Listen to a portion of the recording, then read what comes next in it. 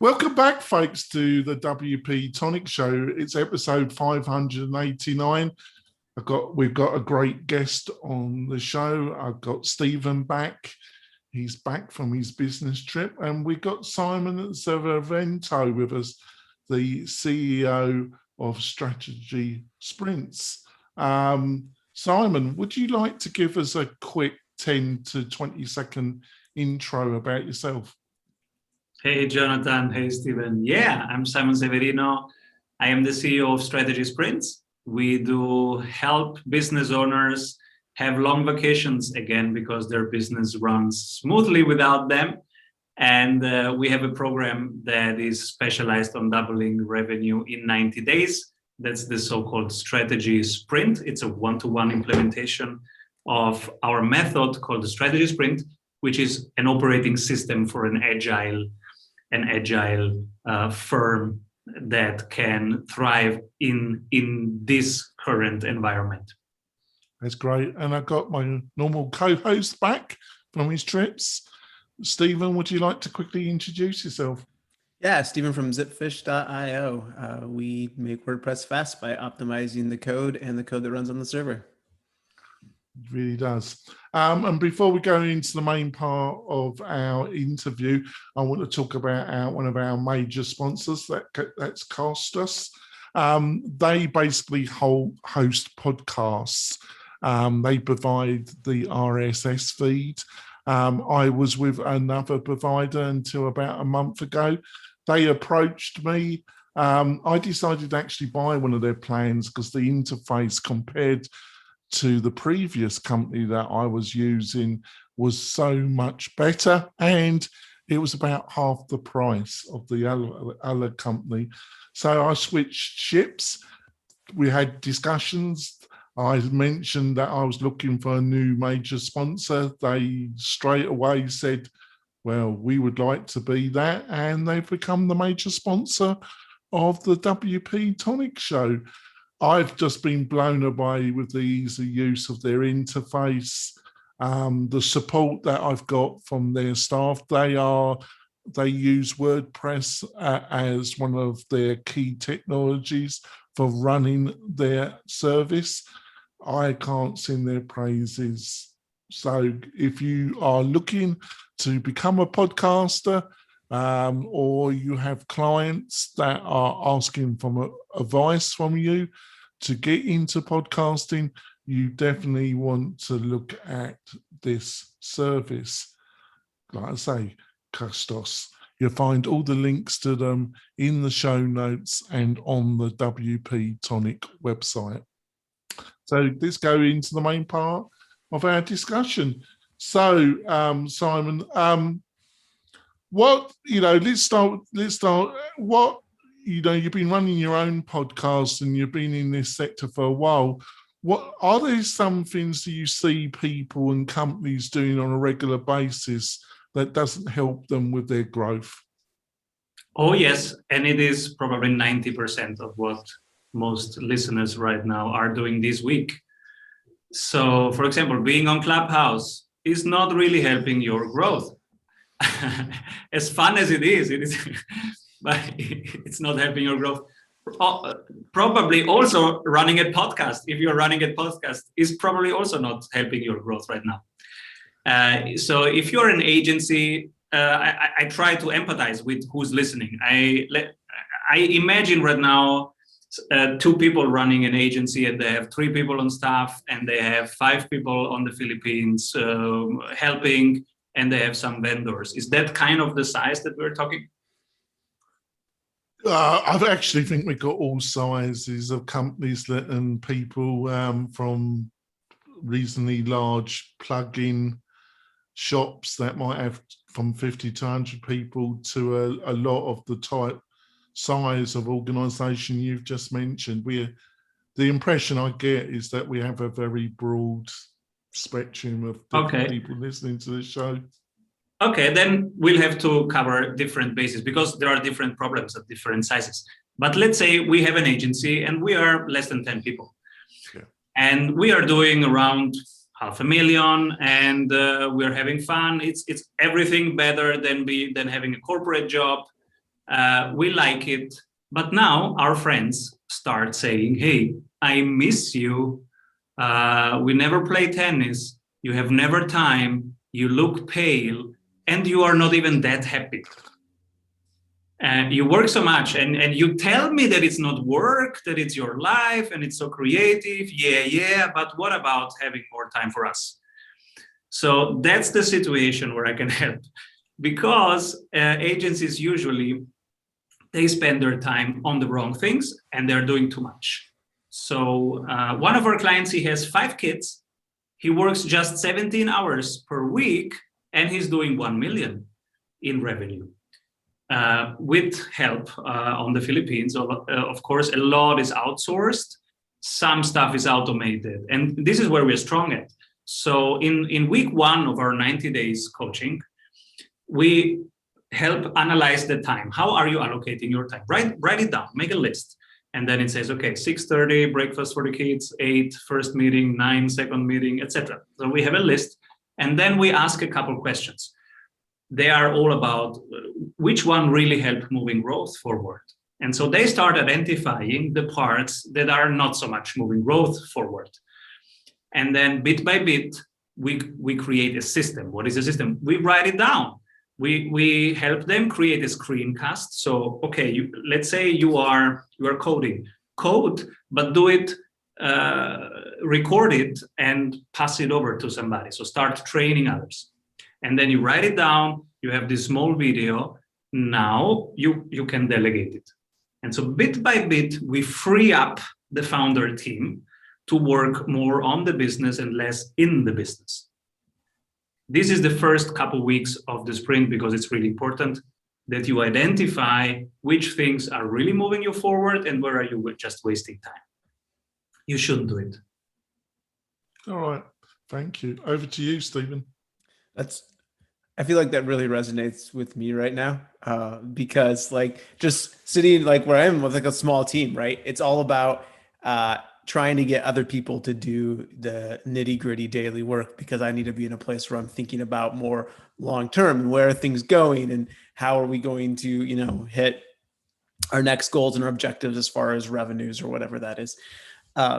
But when you're stuck in the day-to-day work, it's so hard to have that time and that space to like sit down and actually think about those long-term strategies or goals, or how you're going to make your revenue numbers, or where's all of those like more strategy type of things.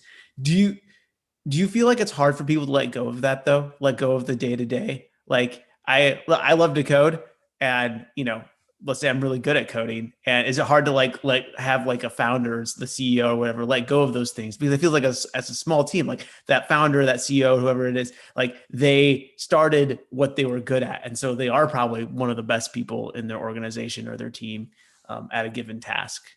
Absolutely. They are the fastest. They are the most experienced. So it lands on their plate. And they love it. That's where they come from. That's why they do it. And they love it. So I'm a coach. I love coaching. At some point, that was pretty quick. It was at around 300,000 per year. I couldn't do any more. And I got more interesting clients, and they wanted to work with me, and bigger clients, but I couldn't fulfill. So I was like, that's a bad model. If you get your dream clients and they want to work with you and you cannot take them, something is wrong. So we have to make space for the dream project. And whatever your dream client is, imagine they call you and they say, okay, I want to do this dream project with you, and you don't have that time, then we have to organize better. So we help people organizing by first writing down all the marketing activities, all the sales activities, and all the operations. Very simple. And this we try to delegate away from the founders. So they record it, they teach it, they give it to others. Because the founders, they need to work on the business, and this is joint venture partners, the dream clients. Everything growth related, working on form, fit, and function of the marketing system, on form, fit, and function of the sales system, writing one book per year about the topic that you want to be known for, that you want to be associated with. When somebody Googles that term, you want to pop up. Well, then you need to create content around that and to be the expert about that for Google. When you're thinking about like how to shift workload from you to other people, what's the best strategy for doing that? Like outsourcing, like getting people from other places, like, I don't know, like Upwork just pops into my mind, right? Like places where I can post jobs, people do the jobs. Or is it better to hire in the first couple of people because then they're a little bit more tied to your overall business goals? They're not just task driven. They actually have a little bit of more skin in the game. Like how do you start going down that route if you've never gone down that route and you don't have the people around you right now? We live in great times because we have so many options. You can, after you have identified the things that are really wasting your time, you can go out there and hire somebody in countries where the dollar per hour is very low, but people are smart and are disciplined and are loyal and are doing amazing work, and they deserve a chance. And they are just one click away. So there are beautiful platforms that we use, but you also can just post on where do we post? Angel List, and this other one with Crunch, but it's not TechCrunch. What is it? I always confuse it with TechCrunch. Crunchbase, Angel List, and then Upwork works for some people, and then there is this onlinejobs.ph, which is, I think, even better. And these are all very viable options, and you can also hire, because right now people are looking for jobs. If you post on LinkedIn, and I did recently, if you post on LinkedIn, I'm hiring, you get 40 applications per day. Wow. Of the best people. They have studied at Harvard and they want to work at Strategy Sprints. So it's also a good time for hiring, but you don't really need to hire. I'm a friend of having a lean team and having people based on projects, not based on hours, and having the best people for the best task, not just because you need to make them productive because they're sitting around. Best project, the best person for the best tasks. So it's really easy to work remotely, and fluctuation depends on your industry, depends on how much fluctuation do you want. I want people to stay long with us. So I have the initial interviews. I take more time in the initial interviews to filter out people. And I have my core people staying very long with us. My initial VA from the Philippines, she has then become a marketing team, a very important one. She is now head of marketing. So, and it feels like she will work with us for the next 15 years. It's really core team. But she's on the Philippines. I'm in Vienna, Austria.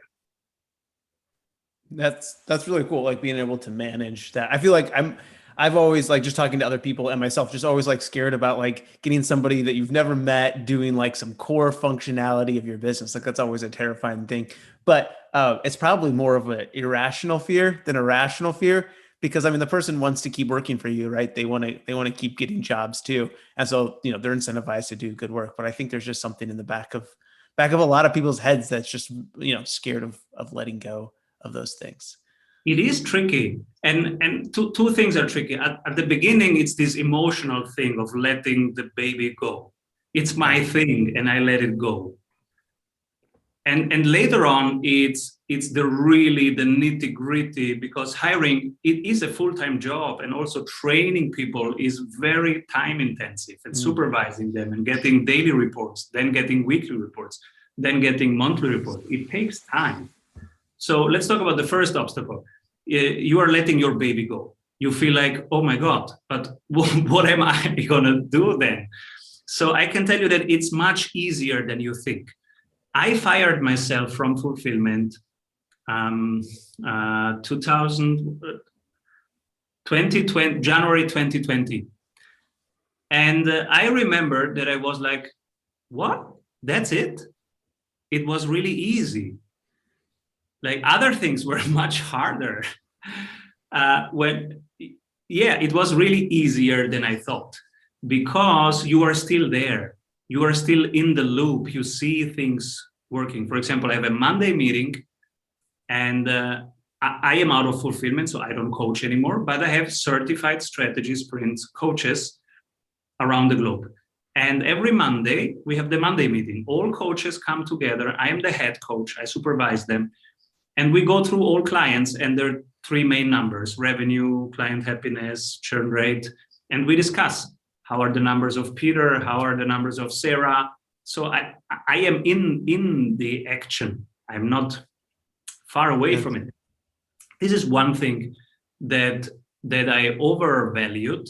You are still there. You are still around. You are not completely away. And then the second thing was, okay, now I have 40 hours more per week. What do I do with that? I was working 60, 70 hours, and now I had a 20 hours week. What do I do with the 20 hours? I'm not used to that. But that feels very quickly. So I started writing my first book. I had more time to do keynotes and podcasts. I started having somebody on my podcast every day instead of every week. I started being on other people's podcasts 3 times per day instead of 3 times per week, etc. So some things had just intensified. I had more times for joint venture partners. We started a joint venture collaboration with Google. I started 48 small cross promotions with people who serve the same business owners but have different offerings.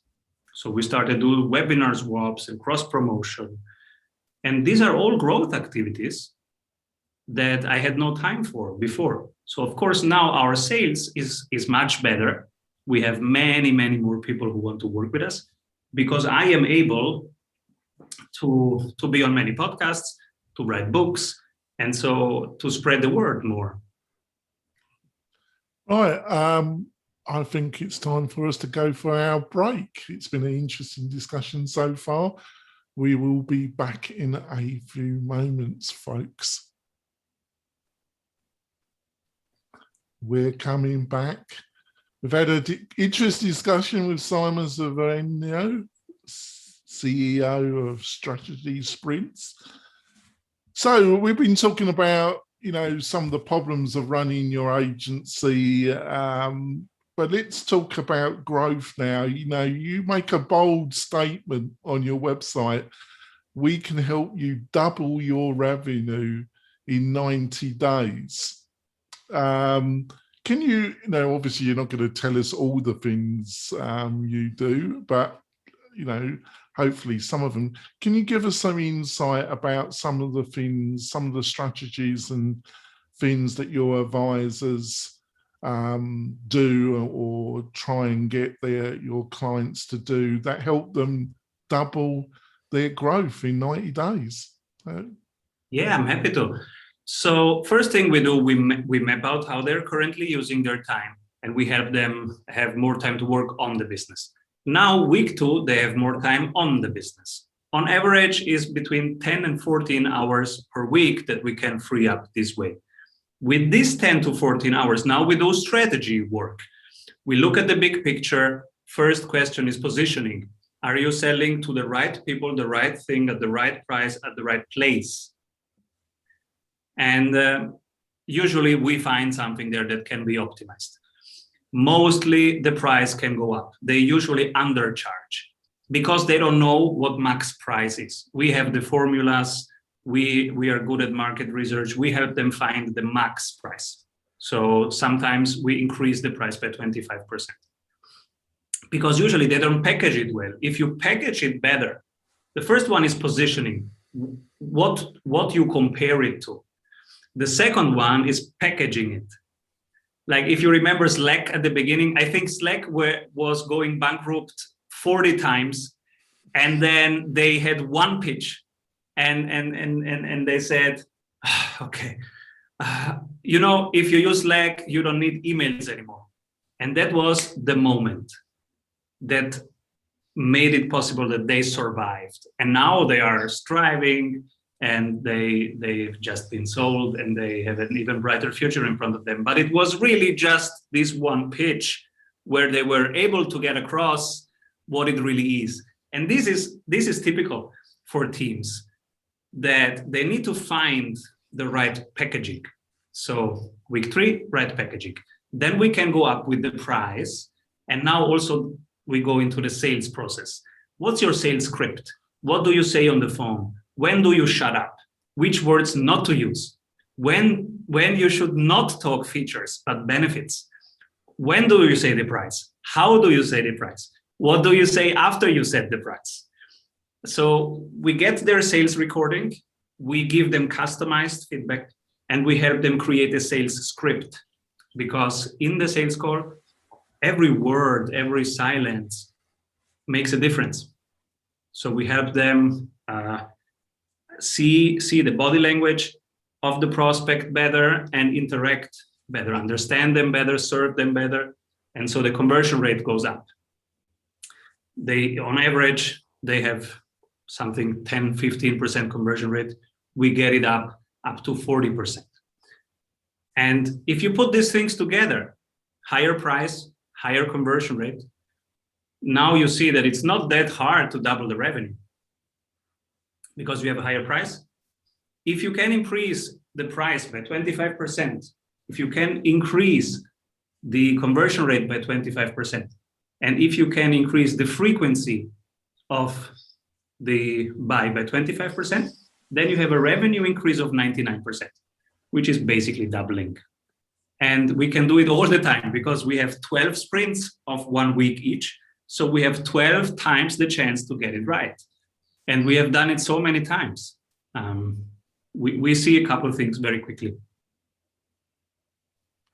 That's a really, I really like that methodology, that like, instead of just focusing like on one thing, right? Like, let's focus on the conversion rate. Let's focus on the price, or like whatever you're saying like, hey, if we hit all of these things and we just improve them by 25%, you see this huge overarching improvement because you have, this compounding or this multiple factor of improving. One thing plays off the next thing, which plays off the next thing.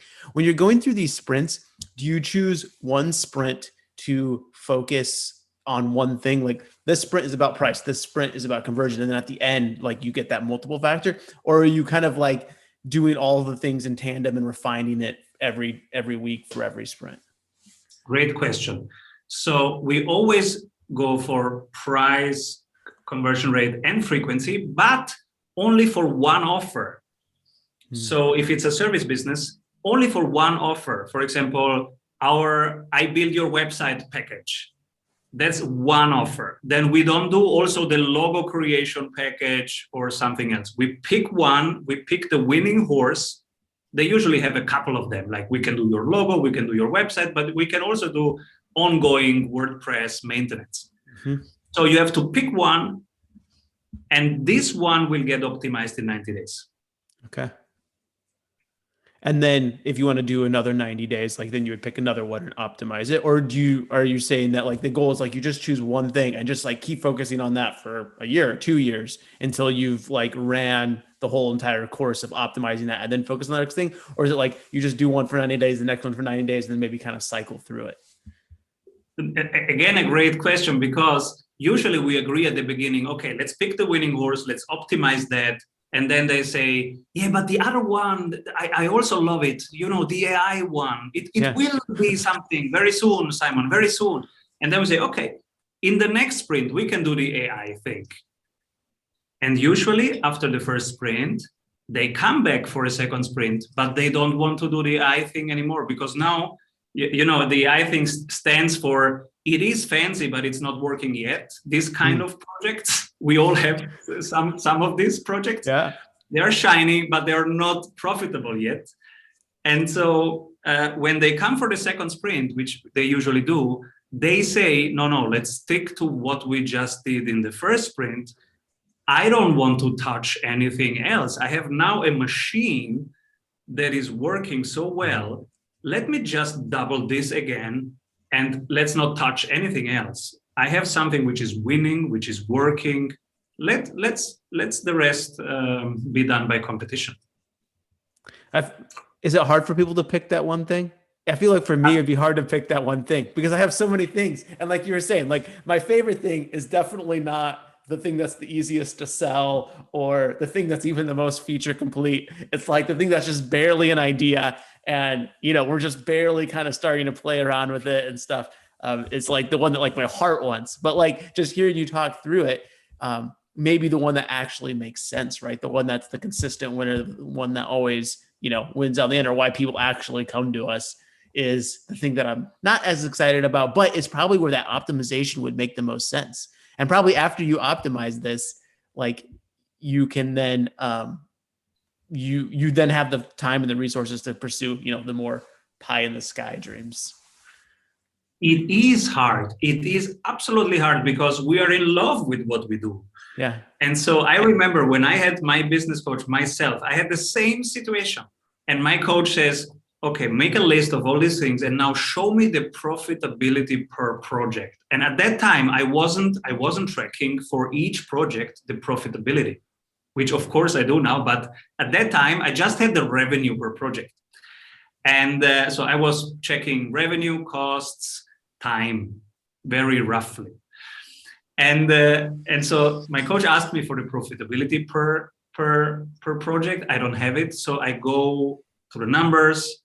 I bring the numbers together, and it was very clear that the most profitable thing was what I hated most. And so we had a long discussion, I think 2 or 3 sessions just around that. What is the right thing to pick?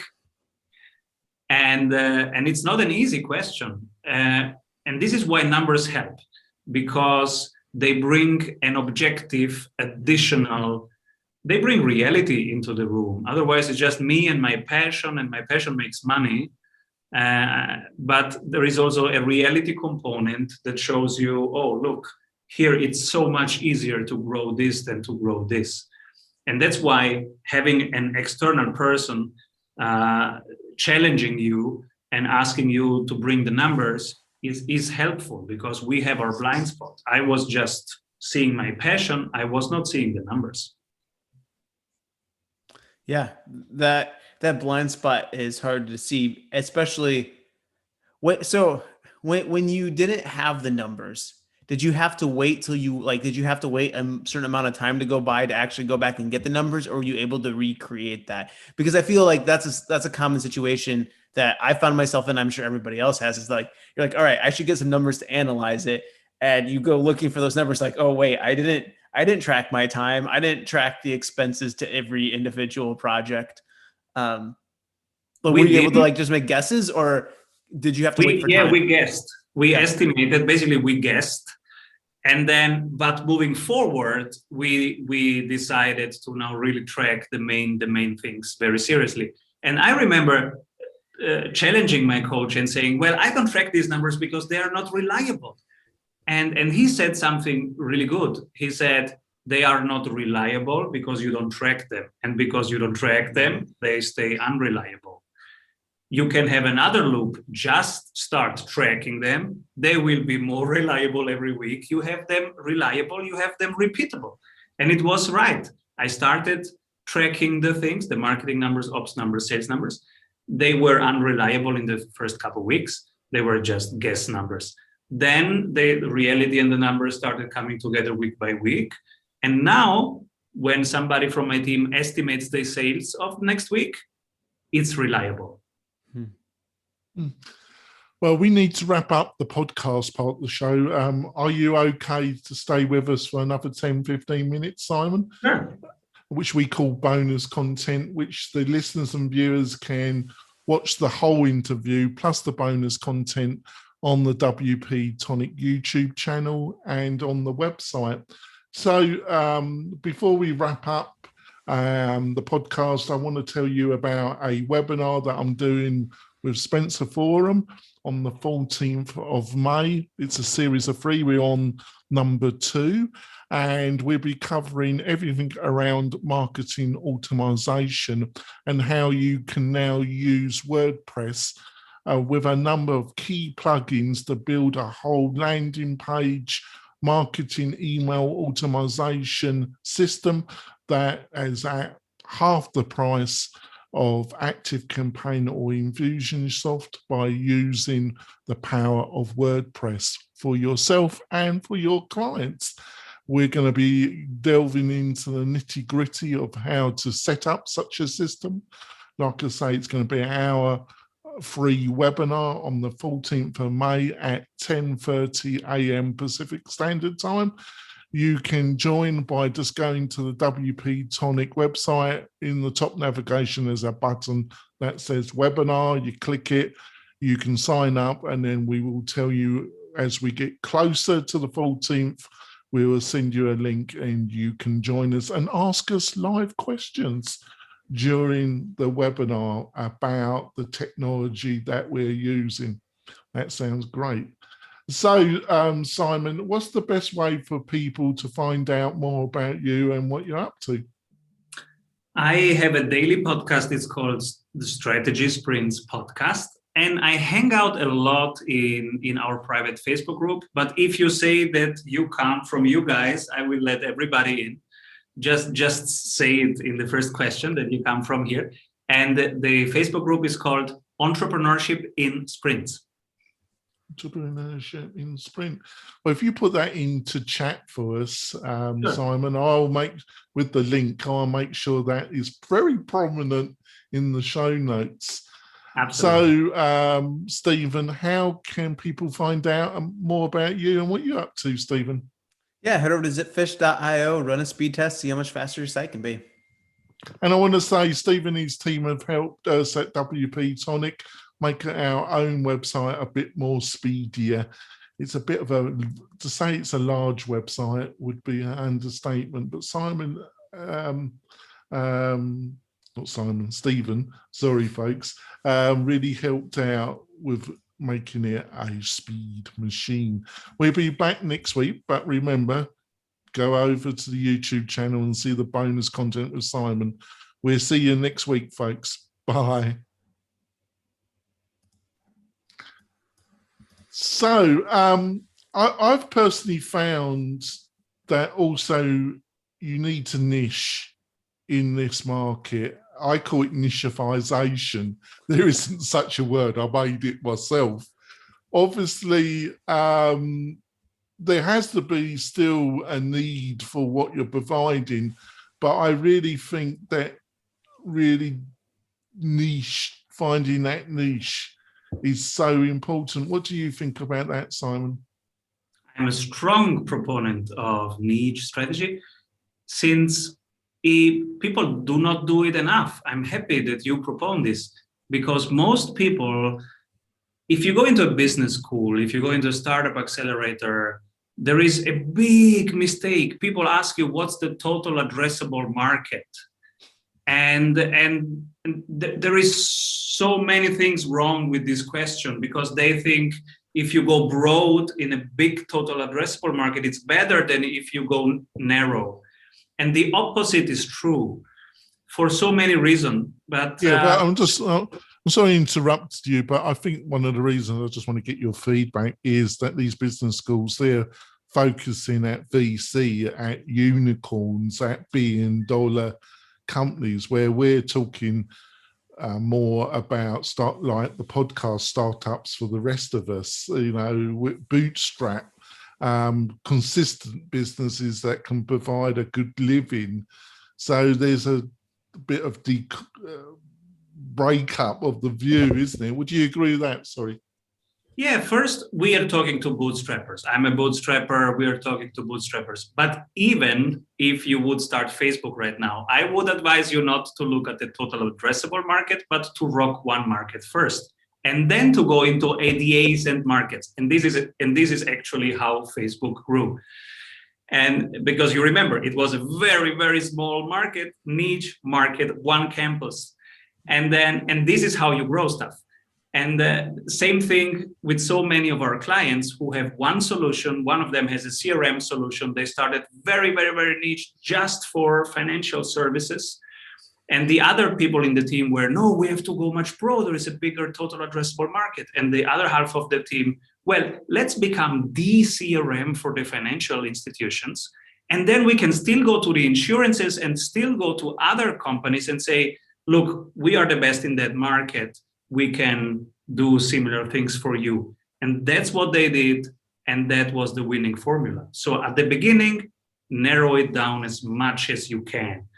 I have even my favorite tool for our niche strategy. We do every month niching down. It's half an hour with a spreadsheet that helps us find the niche.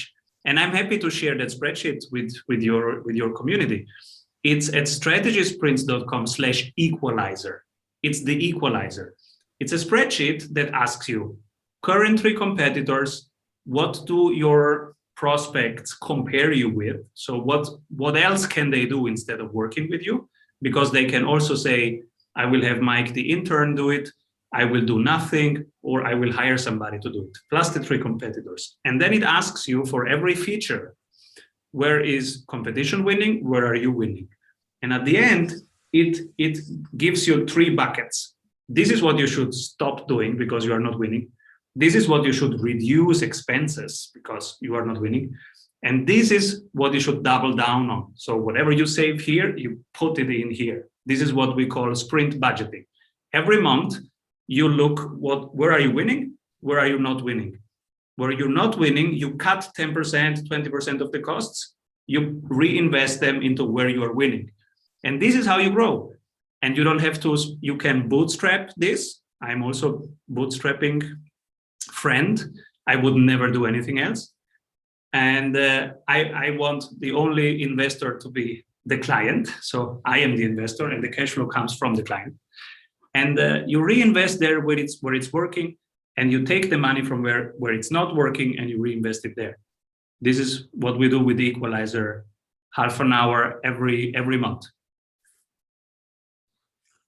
Yeah, that's fantastic advice. And I've used it myself. Actually, I've been grinning through this interview because letting Stephen have the lead in it, because everything you've said I've agreed with basically, and I've by total accident tried to apply it to my own business, because about 5 years ago, Simon, I was just a mediocre local developer that did a lot of subcontracting work with about 3 major agencies in Northern Nevada, and just gone through a really brutal divorce, and I was totally burnt out and a very unhappy person, basically, Simon.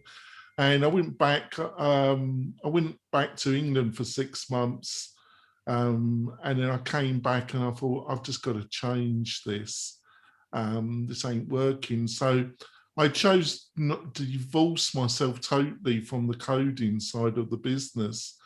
And I actually had to get a part-time job with a major American corporation, which was a bit of an eye-opener. To say they were dysfunctional would be an understatement. And I hated every moment of it, but it enabled me to pay my bills because I had to take a substantial reduction in my salary because I gave this work that I was doing to other people. And it took me over 2 years to really get back to a better financial thing. But since then, it's been a much better scenario for me, because I wanted to see if you agree with this statement. I really think business owners really underestimate the amount of energy and work they got to put in promoting their business. Would you agree with that general statement? They do. When they start a business, they have no idea. It's like being in love. Like you see no colors. You see just your favorite colors. And it's good that they overlook the energy the pushback that will come, because if you know it, you would never do it. It's like bringing children into this world. If you knew the first years and you would track that on a spreadsheet, many people would think twice. So it's good that we don't know. We just do it. We grow with the challenge. We grow with the job. They teach us how to be parents, and all together we grow. And the same thing with entrepreneurship. We started out of passion. And this is really why I built the operational system, all these blueprints and all these spreadsheets that I'm sharing with you, because without a structure, you would never build an airplane. You would not start finding out how to build an airplane. You would build on the blueprints that were there before. And many of us entrepreneurs, they don't have this blueprint. And that's why 80%, 70%, 90%, depending on which country is listening right now, of businesses fail, and especially this year. So whatever we have that works, let's share it, because it's hard enough. And it's hard enough on so many levels. You know, there are weeks where sales doesn't work. There are weeks where people leave you. There are weeks where you have to hire people and at risk. Every week brings some challenges. So it's good that we have passion, and it's good that sometimes we are naive when we initiate things, but it's also good to have blueprints in order to stay on track. Got questions, Stephen? Yeah, when I'm sure you've gotten like lots of opportunities to kind of like deep dive and see like the inside working of a lot of companies and businesses.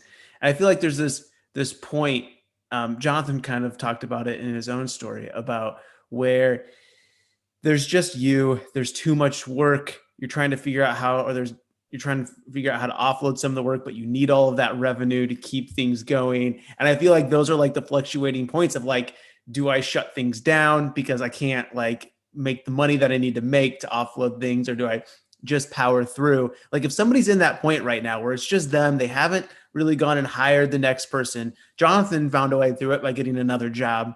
And so he could use some of the additional revenue, right, to hire people to do the coding and stuff.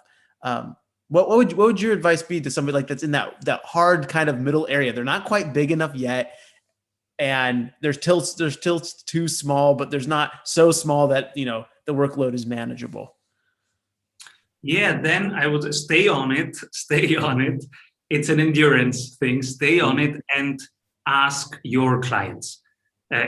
Let's say you have just 4 clients. Ask them, hey, how is it going? What's really helpful? What should I improve? What else do you need? And who else needs this? 5 questions. And these are the most important questions. So ask everybody. And the great thing of being small is you can ask them. If when you have 2,000, it will be hard to ask them. That's when you start losing touch.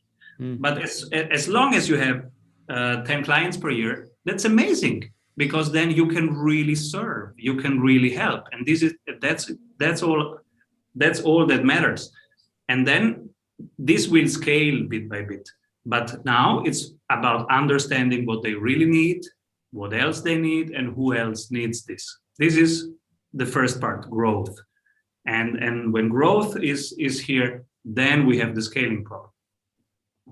Yeah, I just sticking with it probably is like, it feels hard because when you're there and you're in this like really hard spot, it feels like it's going to last forever. Like it's never going to get better. Like I can't keep doing this forever and ever. But you're right. Like if you keep focusing on that growth and scaling it, eventually you get past that point to where you can scale and you can. Well, normally growth will solve almost all problems, Stephen, unless you're a total idiot, which you're not. You're highly I don't know. Sometimes growth. That's why you're my co-host. That's why sometimes growth creates more problems. Stephen. And of course, you're better looking than a haggard individual like me. But there we go. So just kind of one more question, because I'm very obviously you're a busy guy, Simon. So about podcasting, you know, I've got to be truthful. I started my own podcast because a friend of mine who was in podcasting, he said, I want to do a podcast. Why don't you do one with me? So I thought this was at the time where I decided that things had to change. So I was very receptive to other people's ideas. And I got into podcasting, and my actual podcast hasn't really helped my business at all, really, Simon, because it's about we are a WordPress focused provider, but in the niche of membership and learning management systems. And the people that are my clients tend not to listen to this podcast because it really appeals to developers and agency owners. But I still do it because I love podcasting, and also it enables me to meet people like Stephen and other people that not only have become friends, but subcontractors, and I do business with them. So it does help the business in that way, but not in the way that I envisioned. Is that a typical story, or do you find your own podcast has really considerably helped your business? My idea with my podcast was just to clarify my thinking and to have fun. So, and I also dropped into it very naively. A friend of mine said, "Hey, let's do a podcast." These friends, they're the ones you got to worry about, is your friends, isn't it? Yes. So Gregor, my friend, he said, "We should do a podcast." I said, "Yes, okay, let's do it." And then I said, "What is a podcast?" And he said, "Oh, it's the new thing." I said, okay, let's do it. I said, "Yes, let's do it." So we did it. It was weekly. First year, it was just finding out what this whole thing is. Second year, the questions started to change less. So we started finding our flow and the length and the questions.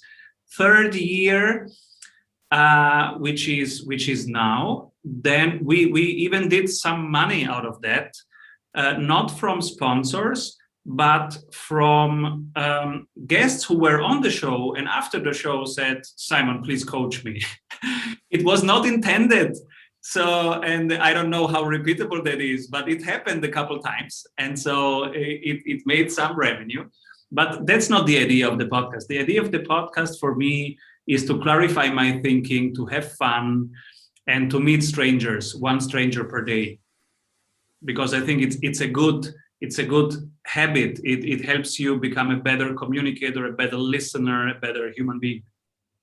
Yeah, I tried to change the focus of the interview show and made it more around marketing and about membership.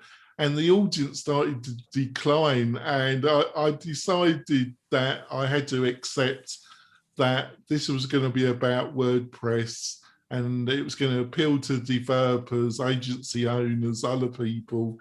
And just accept that if I wanted to do something different, I would have to start another podcast, which I'm not going to do because there's enough work here. So, Simon, I've got to say I've really enjoyed the conversation. You've been a fantastic guest. Hopefully you will come back later on in the year and we can have another chat. What's the best way to wrap up this bonus part? What is the best way for people to find out more about you, Simon? I hang out in the Facebook group, which is Entrepreneurship in Sprints, and you can find us at strategysprints.com. Yeah, and I have all the links. Hopefully Simon will either share them through email or put them in the chat.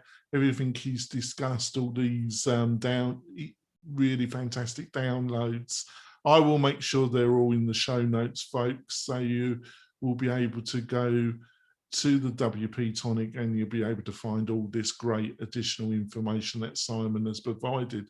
We'll be back next week with another great guest, another great conversation. We'll see you soon, folks. Bye.